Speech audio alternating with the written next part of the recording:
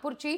नागपूरमध्ये वसतिगृहामध्ये घुसून तरुणीचा विनयभंग करण्याचा प्रयत्न झालेला आहे। हिंगणा परिसरातील महिला वसतिगृहात 2 तरुण हे घुसलेले होते।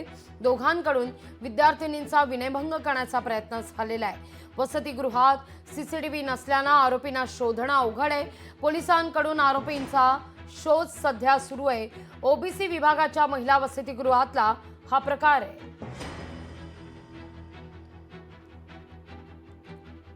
जवळपास 60 मुली इथे राहतात। जी मुलीची तक्रार आहे ती मुलीने असं सांगितलं आहे की मी रूममध्ये आम्ही 2 जणी राहत होत्या, त्यापैकी दुसरी माझी मैत्रीण आहे ती गावाला गेली। मी एकटी राहत असताना 2 मुलं आले। 2 मुलांनी मला स्पर्श केला आणि माझा मोबाईल घेऊन पळून गेले। आरोपींनी मोबाईल चोरी आणि तिला बॅट टच करून आपण भारतीय न्याय संहिता कलम 75, 305 आणि 305 याप्रमाणे आपण गुन्हा दाखल केलेला आहे। त्या अनुषंगाने आपले तपास तात्काळ देऊन चौकशी सुरू आहे।